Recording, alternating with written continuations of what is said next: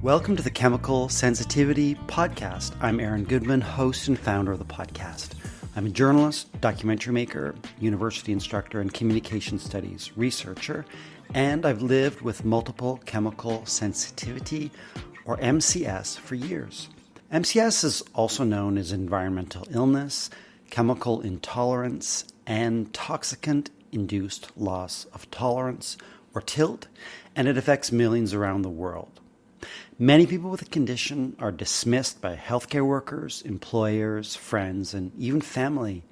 Countless people with MCS struggle to find healthy housing and get accommodation at work and school, and we suffer in all kinds of ways. The purpose of the Chemical Sensitivity Podcast is to help raise awareness about MCS and amplify research about it. We featured interviews with some of the world's leading experts and researchers on MCS and lots of people with the condition, and we're just getting started. I'm grateful to listeners who support the podcast. If you'd like to make a monthly contribution or a one-time donation, please find links on the website, chemicalsensitivitypodcast.org. Your support will help us continue making the podcast available and creating greater awareness about MCS. Thanks so much. The podcast belongs to the community, and the purpose is to advocate for all of us, and your help means a lot. You're listening to episode 40. It's called Surviving Toxic Times. It features a conversation with Dr. Jenny Goodman. Dr. Goodman is a medical doctor specializing in environmental medicine and is based in London, England. We share the same last name, but we are not related. In Dr. Goodman's medical practice and writing, she focuses on the impacts of toxic pollution on physical and mental health. She's the author of the 2020 book, Staying Alive in Toxic Times, a seasonal guide to lifelong health. Now, the book doesn't specifically focus on MCS, but it contains some excellent information about the health impacts of toxic chemicals and has a lot of details about nutrition and detoxification. Unlike many doctors, she deeply explores what is impacting people's health when they have MCS. In our conversation, Dr. Goodman talks about nutrition and 7 ways people can detoxify their bodies. I hope you get a lot out of the conversation in this episode. We release new episodes twice a month. Please subscribe wherever you get your podcasts. Find us on social media. Just search for the Chemical Sensitivity Podcast or Podcasting MCS. Please leave your comments about anything you hear on the podcast, and please share the podcast with others.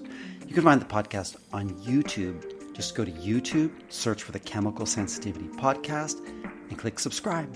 And there you can read captions in any language you like. Leave a review where you get your podcasts. It's a great way to help others learn about the podcast. And if there's someone you'd like to hear interviewed on the podcast or a topic you'd like us to explore, just let us know. Email info@chemicalsensitivitypodcast.org. Thanks for listening. Dr. Goodman, thank you so much for joining me. You're very welcome. It's good to be here. I wanted to check in with you about multiple chemical sensitivity. I mean, you write about a number of epidemics that we're facing in this modern age, including cancer, diabetes, chronic fatigue, ME, and others. And I wanted to ask at the outset of our conversation how you view multiple chemical sensitivity. Is it an illness that you encounter in your medical practice? And what are your thoughts on it? Yes, I have definitely seen it in the clinic a lot. And it's one of the hardest things to work with, but it overlaps with other conditions. It certainly overlaps with chronic fatigue or ME and with fibromyalgia. It also overlaps with electrohypersensitivity or electrosensitivity. In my experience, a lot of the people who react really badly to synthetic chemicals also react badly to the electrosmog that's around us. And sometimes it's the same object or the same device, say, for example, a computer that can be giving out toxic chemicals and electromagnetic radiation. So I think in my experience, especially the past 5 or 10 years, I've seen that they go together. I think MCS is an epidemic, but I think it's a hidden one, partly because the medical profession, as we know, take years and years and years to allow a new diagnosis into the textbook, but also because often the people who are suffering from it don't know that that's what they're suffering from. I mean, all the people, I guess, who listen to your chemical sensitivity podcast know that they've got it. But there are many people who feel dreadful and ill all the time. And because they're constantly living in a sort of urban chemical soup, and possibly the soup of their own perfumes and air fresheners and goodness knows what, they don't know that that's what it is. But an awful lot of patients say to me how much better they feel when they go on holiday, say to an island and they're by the sea. And they think that the benefits are all psychological, lack of stress, lack of jobs to do. But actually, a lot of that is that they've got away from the chemicals. And I'm primarily concerned about synthetic chemicals that we've been making since the Industrial Revolution, so for about 200 plus years, but also mold, because mold is an indoor toxin that, although technically speaking, you could say it's natural because it is a creature, it is an organism, it's a yeast, fungus. But what isn't natural is the way we live indoors with the doors closed and the windows closed. And, we shower and we cook and we breathe out. And so there's condensation, certainly where I am in London, all over the UK. There's mold in all our houses. And that has very similar effects to synthetic chemicals. And it's contributing to multiple chemical sensitivity, to cancer, to mental health issues and all sorts. So yes, the short answer is there's a lot of it about. In your book, you talk about the perspective that you're coming from, and you talk about your background and training. And I wanted to just ask if we could kind of parse these out a little bit. You talk about ecological medicine and environmental medicine and nutritional medicine. So perhaps we could take one at a time and just unpack them a little bit. I'll just share a quote from your book, if I may. You write about ecological medicine, and you write, "It's an approach that sees the whole body as a joined up ecosystem and also sees it within the ecosystem of the planet we lie on." So I'll stop there and invite you to share with us what is ecological medicine. Sure, that's right. I mean, that's very well summarized. Thank you. I'll give you an example first of what I mean by seeing the whole body as one joined up ecosystem. Certainly in this country, if you go to your GP, your local family doctor, and you say, "Oh, I've got this awful skin rash and my joints are hurting and my chest is hurting, I'm wheezing, I can't breathe properly," they will refer you to three specialists. Respectively, they will refer you to the dermatologist for the skin rash, the rheumatologist for the aching joints, and the respiratory physician for the wheezing or the chest problem. Those three people will never meet, they will never communicate, they will never be in the same room together. And if you put them in a room together, they wouldn't have the tools. This is not about lack of time. They wouldn't have the intellectual equipment with which to have a conversation about why these three symptoms were manifesting in one person at one moment, manifesting in three different systems of the body, but in one person's body. And what you do in ecological medicine is you say, what are the root causes here?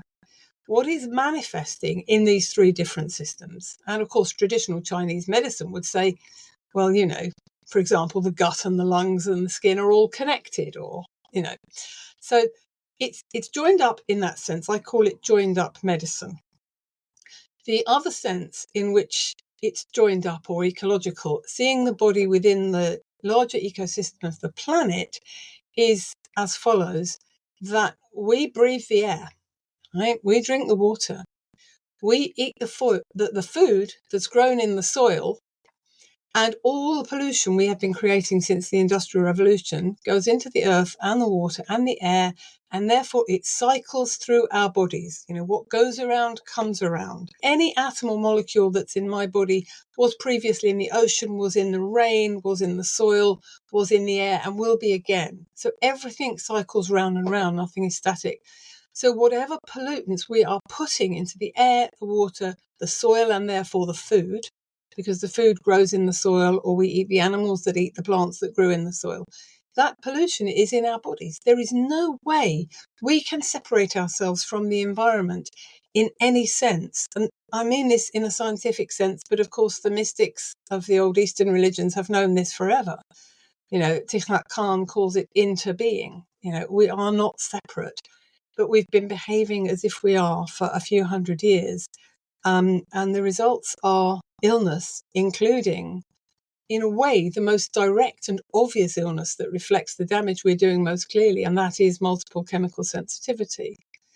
And that's why I refer to people with MCS as the canaries in the coal mine, because they are a forewarning, a foreshadowing of what's going to happen to everybody else on planet Earth. They're simply the people that are going down first. And my understanding, because I'm always asked, well, why doesn't everybody get ill? We're all in contact with these chemicals. And that's a really, really important question. And it is to do with genetics, right? Because when we encounter toxic chemicals, some of us, by pure genetic chance, have got strong detoxification enzymes in our liver that can break them down. For example, there is one that actually deals with organophosphates, right? The organophosphate pesticides are some of the nastiest chemicals we've created. They're very toxic, but some people can break them down and some people can't break them down. Now, that difference, it's very important to say that it's not a pathology if you haven't got the gene to break them down, because before the Industrial Revolution, that genetic difference would have made no difference to your health outcomes whatsoever, because you wouldn't have encountered organophosphate pesticides. Now we are encountering them. These random genetic differences are becoming supremely important. And I see it in pilots and cabin crew who get very sick with what I describe in chapter 7 of my book as aerotoxic syndrome. And frequent flyers get it as well, from all the chemicals on board aircraft. But some are fine. I mean, about 1/3 or quarter to a third of all cabin crew do get very sick, but some don't. And it's like the argument that tobacco industry has always used, saying, well, my granny smoked 60 a day and she lived to be 100. But still, we know that smoking causes lung cancer. So it's random genetic differences, specifically in the capacity to produce the enzymes that happen to detox these synthetic chemicals, that mean that person X gets dreadfully ill and person Y doesn't. But we must not blame the genetics. We must blame the industrial chemicals that are everywhere. And the people with MCS are simply the people who get sick first. Well, thank you so much for sharing that. The genetics is something that I really want to look at, and I know it's on a lot of people's radars, and it is complicated. So I appreciate you sharing that information with us in a way that's really digestible. You also write about environmental medicine. So ecological medicine you touched on, and then environmental medicine. And if I may, you write in your book that the focus of environmental medicine is really on, as you noted, on the engagement of the human body, the encounters we have with 80,000 to 100,000 synthetic chemicals that have been produced since the Industrial Revolution. And you note that these find their way into the air, water, soil, and food, and then into our bodies. And they come in the form of car fumes and pesticides and heavy metals. And we're exposed to them with little choice, you write. And then you also write that many of us are blissfully ignorant and that we expose ourselves to these chemicals through the choice of body products we use, personal care products, aftershave perfume, deodorant, hairspray, kitchen cleaning, and the list goes on. And I would add toxic laundry products, which I think a lot of people increasingly react to. So the difference, please, between ecological medicine and environmental medicine, if there is one. So basically, my understanding of ecological medicine in practice, the way I've done it in practice and the way my colleagues in the British Society for Ecological Medicine do it, is it has two components. Essentially, environmental medicine, which is exactly what you've said, and involves taking the bad stuff out, doing blood tests, and you can ask me more later about how we test, but doing tests for what toxins from the environment have got into people, taking them out with detox modalities, which we can also discuss, and educating people how not to retoxify themselves. That's taking the bad stuff out. The other half of ecological medicine is nutritional medicine, putting the good stuff back in. And that is good food, it's nutrition, it's clean air, it's vitamins, minerals, essential fatty acids, and all the good foods that we need, and many of which we think we're eating, but we're not, because we're eating the foods that are supposed to contain them, right? For example, broccoli, one portion of broccoli should contain your daily requirement for magnesium, but it doesn't anymore because the soil in which it grew has been depleted and depleted of those nutrients by industrial farming, by agrochemistry or chemical agriculture, which is doing two things. It's putting pesticides, insecticides, herbicides on the earth, which are poisoning the plants, but it's also putting synthetic fertilizers on the plants. Because it's taken so much goodness out by intensive overfarming, they use synthetic fertilizers, which enable the plants to live, but they don't enable the animals like us who eat the plants to thrive, because the plants are missing so many essential nutrients that we need: magnesium, selenium, zinc, and so on. So we're getting sick because we haven't got the good stuff, even though we're eating the right food.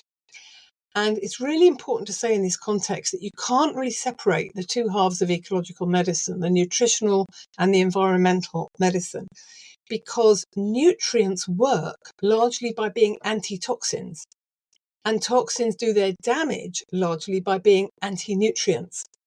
So, for example, heavy metal contamination, a metal like cadmium or nickel or mercury, is pushing out zinc, which is essential. And giving somebody zinc is helping to push out the toxic metals.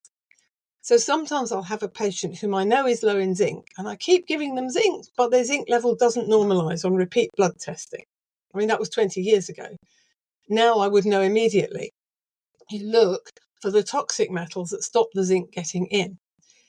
And to be a little bit technical about it, what most of the good minerals do, like zinc and selenium, is they sit on an enzyme molecule.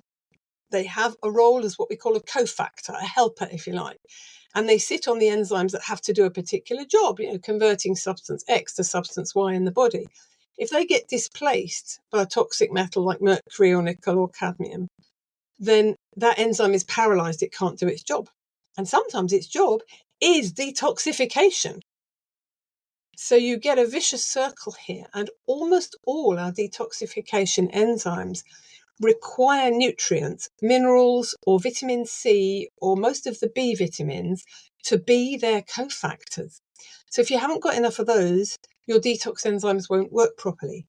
Conversely, if you're chemically sensitive, and that means almost certainly your detox enzymes really struggle to do their job, then they need vastly more of those vitamins and minerals than the person down the street who isn't chemically sensitive. Right? So some of us have far greater nutrient requirements than others, but I think all of us have greater requirements than our ancestors had, because we're surrounded by pollution that drains the good nutrients, and we're eating less nutritious food from depleted soil. So, we need to tackle it on all fronts. We need to always put the good stuff in and take the bad stuff out. And for chemically sensitive people, I think you need to put the good stuff in before you try any heroics to take the bad stuff out. Okay, that's fascinating. And I'd like to ask you a little bit more about nutrition in a little bit.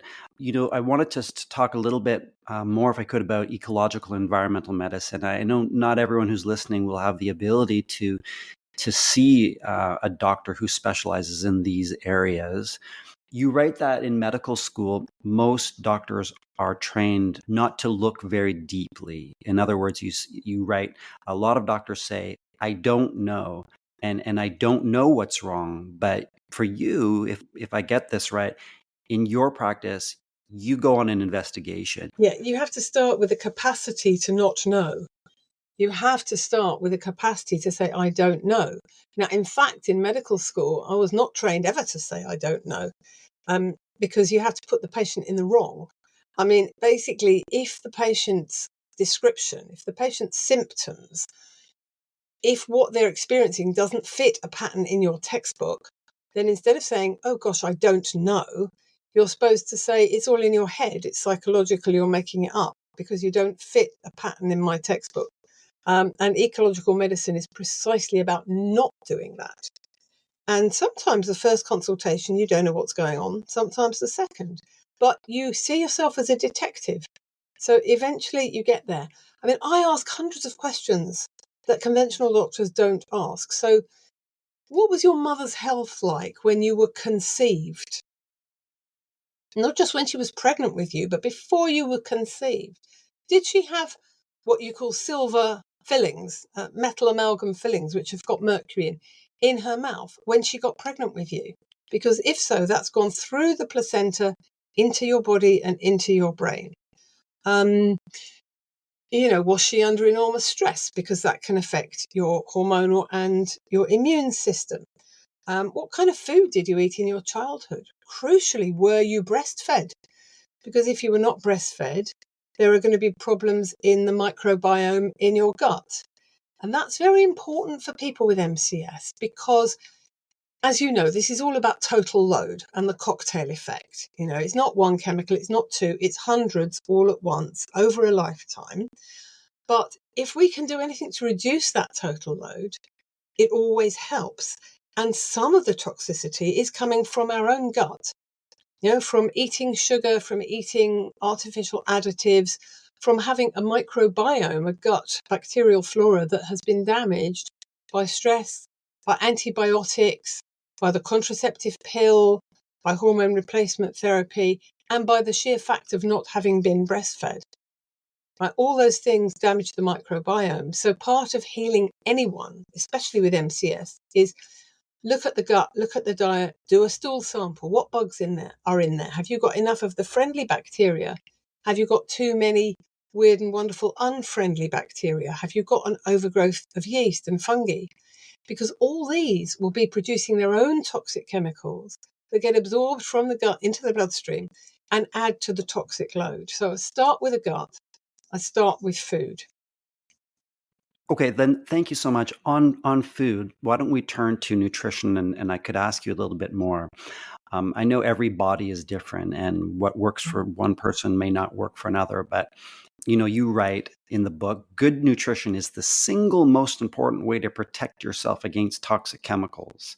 Vitamins and minerals help keep toxins out, and they also help your liver to get rid of those which do get through. Yeah. So any Yeah. basic principles for folks? So basic principle is organic and organic and organic. I cannot overemphasize how centrally important that is. Because if you're not eating genuinely organically grown food, you are eating pesticides, insecticides, herbicides like glyphosate, which are toxic to everyone. They're carcinogenic, they're implicated in Alzheimer's, in other neurodegenerative conditions. If you eat organic, you can eat less of the stuff you were eating before and make sure it's organic. Increasingly, you can get organic delivered straight from the farm. It isn't that much more expensive. And there's an awful lot of things you're going to stop getting, like all the processed and packaged foods, all the takeaways, all the stuff with rubbish in it. Keep it simple, keep it organic. I would also say buy a water filter. Buy a serious water filter because certainly in the USA, you have got fluoride in your water. And that is a toxic byproduct of the phosphate fertilizer industry.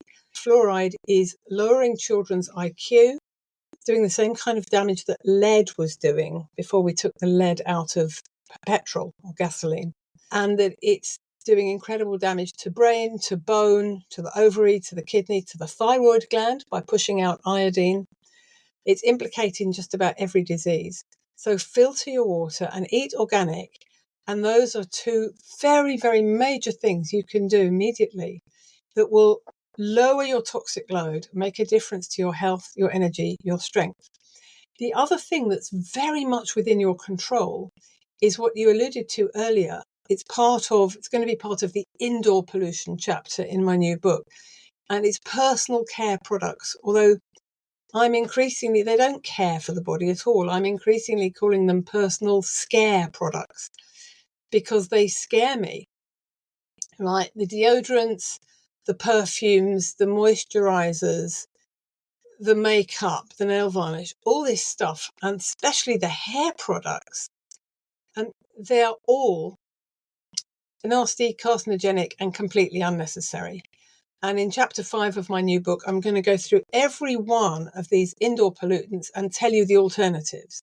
Now, that will be different in America from Britain, but you can get safe alternatives for laundry powder, for washing up liquid, for washing the dishes, for cleaning the surfaces in your kitchen, for cleaning carpet stains if you've still got carpets, for polishing the furniture. Humanely reared bees give you beeswax polish, and all that sort of thing. And there are safe alternative deodorants, but actually I'm increasingly thinking we need to let go of deodorants and just wash.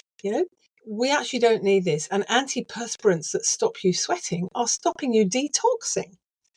And that is the worst possible thing, to stop yourself detoxing. We sweat in order to detox. Most perfumes are full of carcinogenic substances like benzene, which is strongly connected with leukemia. Most people, adults I've seen with leukemia, are heavy perfume users.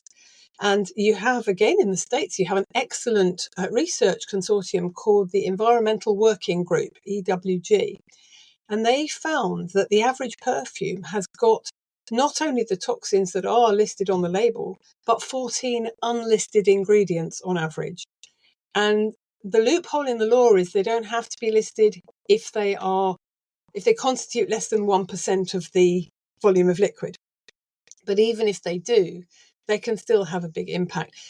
The strong synthetic perfumes of the kind that make you and I move away from the person we're sitting next to on the train.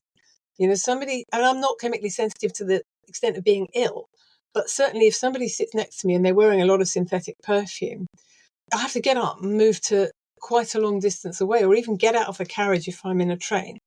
And it's awful. And I'm thinking, why can't other people smell it? What's the matter with you guys? How can you put up with this dreadful toxic smell? And that's because the body can't biodegrade it, so it hangs around. And all of these, it's important to understand the politics of this. All of these substances we're talking about, whether it's the air fresheners or the moisturizers or the perfumes that are in everything, they're petrochemicals. They are petrochemicals, and they're all manufactured from crude oil, as are the plastics that are poisoning the ocean and increasing the rate of breast cancer and prostate cancer and everything else. It's all petrochemical, which is one of the reasons it's hard to challenge it, because it's a very powerful industry. But it's not just the direct air pollution from the vehicles that we know about it that is very real and problematic, and it's the hardest one to deal with by nutrition, because you've just got to get away from that and breathe clean air, especially if you've got chemical sensitivity. I've had my most extreme patients have had to go and live on desert islands or up a mountain or in a remote forest in order to be completely well. And they do get completely well, but they also get lonely. And we know this is a reality. It is a reality, yes, and many of us, weigh those decisions a lot, and they're not easy decisions. Hi, just pausing briefly to say thanks for listening to the Chemical Sensitivity Podcast. You're listening to episode 40. It's called Surviving Toxic Times. It features a conversation with Dr. Jenny Goodman. Dr. Goodman is a medical doctor specializing in environmental medicine based in London, England. We share the same last name, but we are not related. Dr. Goodman is also the author of the 2020 book, Staying Alive in Toxic Times, a seasonal guide to lifelong health. I hope you get a lot out of the conversation and this episode. Please subscribe where you get your podcasts. If you'd like to support the podcast, please find links on the website, chemicalsensitivitypodcast.org. Your support will help us continue making the podcast available and creating greater awareness about MCS. Thanks so much. The podcast belongs to the community, and the purpose is to advocate for all of us, and your help means a lot. I wanted to turn to your writing on detoxification, which you go into quite a lot of detail about detoxification in your book. May I just start off by asking, is detoxing possible? Is it effective? Because I, over the course of, a number of years, have read different things, that it's just sort of a myth that the best way to detox is just to, as you say, eat organic food and avoid. Okay, let's unpack this a bit. First of all, when I say detoxification, I'm not really meaning a medical procedure that you can do. I'm meaning a natural physiological process that your body does, or that your body should do, right? Detoxification is a function of the liver enzymes, right? It's their job to break some substances down, change them from fat soluble to water soluble, and thereby get them out of the body, eliminate them. But that system is designed, in quote marks, or evolved by nature for the kind of thing we would encounter naturally. So first and foremost, our own hormones, right? The system is designed to break down our own hormones. Women have a lot more hormones to be broken down than men do, which is why women are more vulnerable to chemical sensitivity than men, because the liver is very busy using at least a third of its capacity just detoxing estrogen. And also for things like snake venom or scorpion bites or stinging nettles or poison ivy, the kind of toxins we would encounter in nature. That's what the liver detox enzyme system is designed for. And it varies, as I've said, genetically. It varies between people, but purely by chance. Some people are better than others. Their detox systems are better than others at dealing with the synthetic chemicals we're now surrounded by. So it's very individual, and I test it. I test it genetically. So, if I find that somebody cannot detox organophosphate insecticides, or they cannot detox this, that, or the other, I know if they really can't detox anything, they are going to have to move out of the city. They are going to have to live somewhere different. They're going to have to be incredibly strict about organic, water filter, nutrition with absolutely no additives in their nutritional supplements, which we can come on to. But all they're doing is the things that will be good for all of us to do. But for them, it's not just good, it's vital. It's essential. So there's a whole branch of this kind of medicine now called detoxigenomics. And detoxigenomics is looking specifically at how good your body is at detoxing. And you might be really quite good at detoxing a certain class of chemicals, but not good at detoxing a different class. That's very useful because it narrows down the range of what you have to avoid. So when we talk about detoxification as a therapeutic procedure, what we're really meaning is helping the liver to do its job. I can't detox you. I can help you create the conditions whereby your liver is better able to do its job. So, for example, there's a common herb called milk thistle that helps the liver do its job. And there are the 7 detox modalities I discuss in chapter 7 of my first book, Tox Detox. You can't poison the planet without poisoning the people. Like organic vegetable juicing, saunas, colonic hydrotherapy, sprouting seeds, using specific nutrients for specific toxins, and doing Epsom salts baths. I think off the top of my head, that's all 7 of them. We can certainly talk about each of them in detail, but depending on how ill somebody is with multiple chemical sensitivity, they may or may not be able to do those things. They certainly won't be able to do them all at once. And the greatest difficulty I have, and my colleagues the same, in treating people with severe MCS, is that the very vitamins and minerals in which they are deficient, they may react to when you give them as supplements. So you have to start with minuscule doses. Particularly I find people desperately deficient in the B vitamins, and I give them a standard dose, they get ill. So what I do is I give it in liquid form and put, say, 1/10 of the standard dose in a glass of water and say, sip that very slowly over the course of the day. And it can take months to build up to just the normal recommended daily amount. But that's what you have to do. You have to do one thing at a time. You have to do it slowly. But you start by taking an incredibly detailed environmental history. What have you been exposed to? What are you exposed to? Did you grow up as a child playing around the slag heap next to a lead mine in Africa? I've had several people for whom that is the case. You have to avoid retoxing. Make sure there's nothing going into that person's body that's making them worse. Then you start building up the nutrients, and only then step 3, do you start actively trying to remove the toxins that are there.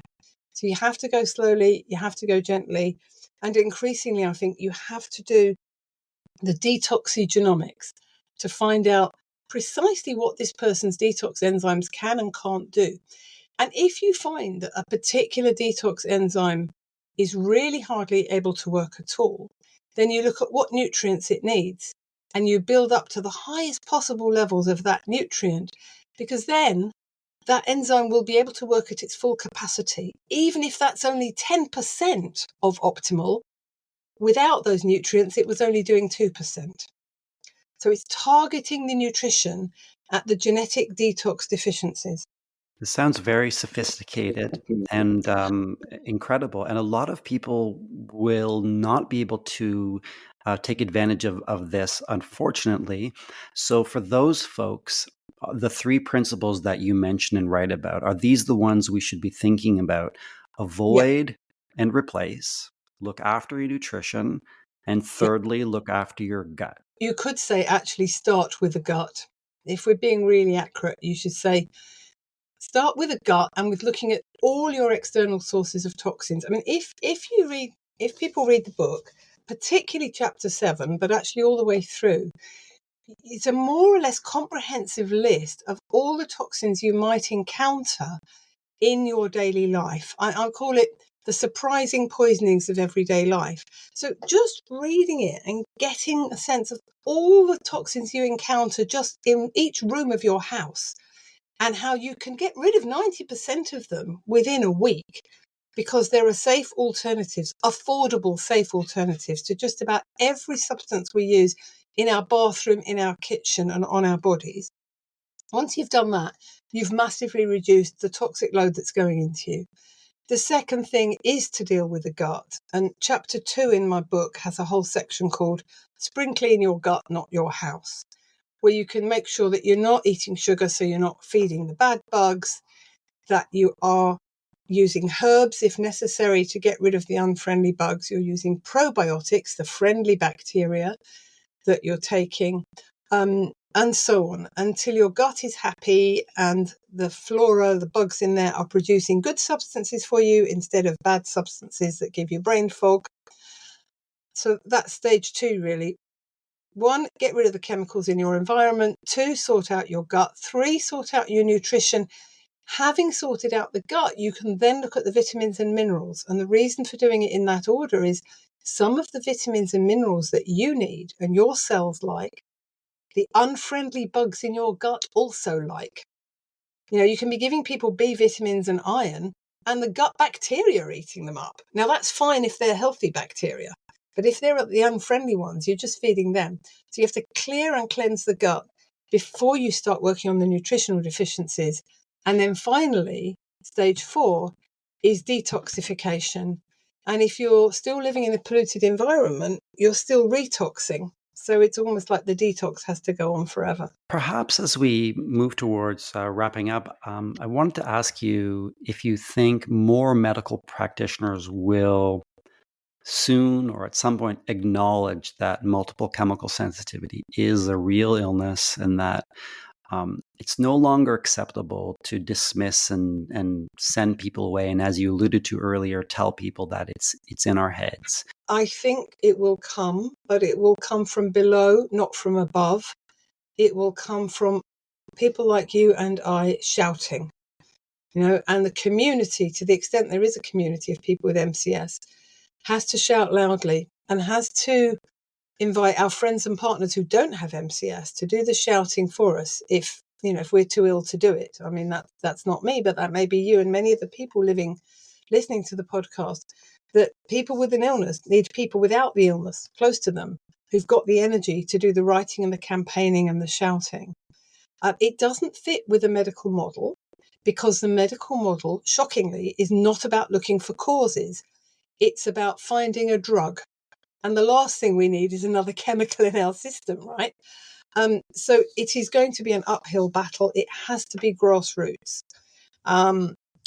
Interestingly, long COVID has been recognized as a real illness. But it's really a more severe form of chronic fatigue syndrome, which hasn't been properly recognised. So I think, it's a campaigning issue, but also would say in the States, there is the Institute for Functional Medicine, IFM. And the Institute for Functional Medicine is pretty well similar to ecological medicine. I think it may have different roots, but they're doing quite similar kind of medicine, I think. They are being pretty holistic.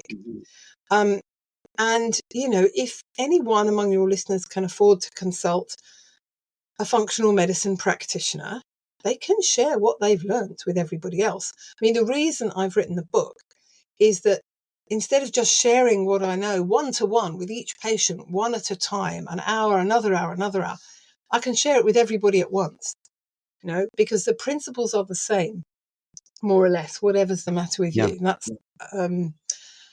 something conventional medicine doesn't understand. But there's a more fundamental reason why it's a fight, because fundamentally conventional medicine, is chemical-based.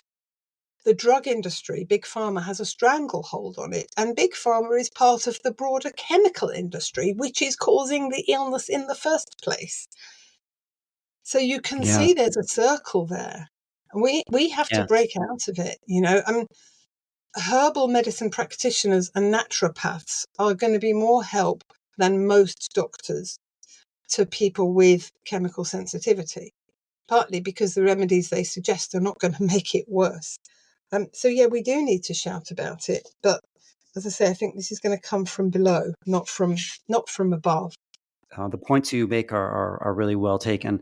There have been some quite disturbing examples of researchers and government agencies recently publishing papers claiming that a multiple chemical sensitivity is an anxiety disorder and a panic disorder, and those views have been promoted by government bodies, and that kind of thing is really disturbing to see. How do you view these sort of things that are put forward by medical professionals? You have to combat that by finding the science that shows the opposite. All right. So I've just been researching for something very closely connected, which is electro-hypersensitivity. People who, if they're near a cell phone mast or tower, feel dreadfully ill. Who, if they hold a smartphone to their ear, feel dreadfully ill. I mean, they stop being able to think, their head pounds. And I found a lot of studies, something like 20,000 studies, showing this is absolutely real. This is not what they're trying to call it, which is a nocebo effect. Like placebo is I please, benefit, imagined benefit, and nocebo is imagined harm. There are thousands of peer-reviewed studies in learned journals showing that it's absolutely real. And you have to be aware that there's a reason that the good science is suppressed and the dodgy science is promoted. Now, the dodgy science is always funded by the industry. If you look, you'll see it's the chemical industry itself buying scientists and paying them to find that there's no harm and that it's imaginary. And you look at the methodology of those studies and it is flawed. And I've been finding this again and again with electrohypersensitivity, and it's the same thing. It's profoundly shocking, but I'm going to tell you, one second, a couple of books that will really help your listeners to understand this. This one is called Merchants of Doubt. How a handful of scientists obscured the truth on issues from tobacco smoke to global warming. Naomi Oreskes and Eric M. Conway. And on a similar theme, Doubt is Their Product. That's by David Michaels, How Industry's Assault on Science Threatens Your Health. Now, both of these are quoting, when they say doubt is their product, they're quoting a tobacco industry executive who wrote, in the face of all the evidence that smoking was causing lung cancer, doubt is our product. We must sow the seeds of doubt in the public mind and throw doubt on this science. And they funded, to the tune of millions of dollars, bought scientists to produce dodgy papers trying to show that smoking didn't cause lung cancer and it didn't cause anything else. And this is going on with every issue like this, including multiple chemical sensitivity. So, be strong, be confident, and look at the learned journals, because what I've discovered is in the medical literature, particularly a journal called Environmental Health Perspectives. Yeah, make a note of that and look it up. Environmental Health Perspectives, which every doctor should be reading, and hardly any of them do. And another one called Science of the Total Environment. Many others, which will be referenced in my forthcoming book. The information is all there, that all these chemicals make people sick. Now, I haven't looked at the MCS literature in general, but there's vast amounts of evidence showing that the chemicals that make people with MCS sick in an immediate way make the rest of us sick in a long-term cumulative way. So the pesticides and the herbicides are linked with cancer, with Parkinson's disease, with multiple sclerosis, with what you call Lou Gehrig's disease or amyotrophic lateral sclerosis, ALS, we call it motor neuron disease, with all these neurodegenerative diseases, including Alzheimer's, and they're also linked with cancer. And we have to look at the fact that, as well as MCS, we've got galloping increases in all these chronic conditions, and that what conventional medicine is good at is treating acute situations, the stroke, the heart attack, the broken leg. It's made no headway with all these chronic degenerative conditions. And when a disease increases in frequency, in how common it is, exponentially over just 1 or 2 generations, then de facto you are dealing with an environmental external cause, something that's changing, rather than anything essentially genetic. Because, if it was genetic, everybody with Alzheimer's would have an ancestor with Alzheimer's, and the vast majority do not. Like I said, genes change very, very slowly. Evolutionary time is slow, but the environment has changed so rapidly that our bodies can't adapt to it, and the bodies of people with MCS are least able to adapt to it. We have to keep campaigning for, this truth to be told and for the environment to be improved so that everyone can live in it safely. Well, I think that might be a good place to end. Thank you so much for taking time and for sharing your expertise and knowledge with me and the listeners. Thank you so much. You're very welcome. Can I just tell people that my second book is coming out in July. It's being published by Chelsea Green from Vermont, and it's probably going to be called What's Got Into You? Do you want to talk a little bit about what your new book will look at, please? Yeah, I think Where Staying Alive in Toxic Times has one chapter on toxicity and the rest is mostly nutrition. This is going to be the big picture, and it's going to be looking at what are the sources of pollution that get into us from the environment. I've divided it essentially into 4 big sections: earth, water, air, and fire. So earth is looking at all the pesticides and agricultural chemicals, synthetic fertilizers, and also heavy metals. Water is looking at chlorine, the fluoride, the sewage, the plastics, the laundry stuff, the microplastics, everything that's getting into the water. Air pollution is pretty self-explanatory. And fire, I'm using metaphorically to discuss both nuclear radioactivity, which is still around, and electromagnetic radiation from mobile phones and masts and cell phone towers and that sort of thing. And the 5th chapter is indoor pollution. What's in your home? We spend 90% of our lives indoors, and we can make our indoor environments much, much safer. It's a really short chapter. It's easy to describe. And the final chapter is about mental illness and how our mental health is being impacted by these very same pollutants. Because the funny thing is, when the dismissive doctors say, oh, it's all in your head, actually, they are literally correct, because these petrochemicals dissolve in fat. They get through your cell membranes, they get through your skin, and once in your body, they head to the fattiest organ of the body, which is the brain. And when we're testing for the presence of these chemicals in the body, we shouldn't really be testing the blood, we should be testing the fat. We should be taking fat samples. That's where you find the terrifying levels of these, technically they're called lipophilic, fat-soluble chemicals that are saturating our bodies and in particular our brains. That's disturbing, and Once you know it, you can do something about it. well, yes, and if possible, I would like to invite you to return and talk to us about your new book in the coming months if you're open to it. But thank you so much, Sure. Dr. Goodman. That brings us to the end of this episode of the Chemical Sensitivity Podcast. Thank you very much to Dr. Jenny Goodman for speaking with me. We release new episodes twice a month. Subscribe wherever you get your podcasts. I'm really grateful to listeners who support the podcast. If you'd like to make a monthly contribution or a one-time donation, please find links on the website, chemicalsensitivitypodcast.org.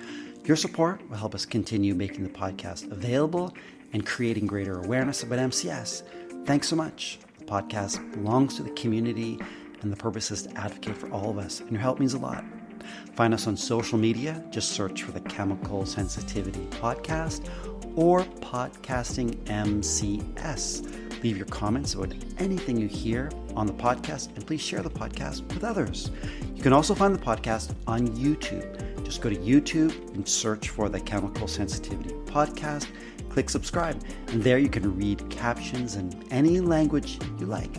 Please leave a review where you get your podcasts. It's a great way to help others learn about the podcast. And if there's someone you'd like to hear interviewed on the podcast or a topic you'd like us to explore, just let us know. Email info@chemicalsensitivitypodcast.org. Thanks so much for listening.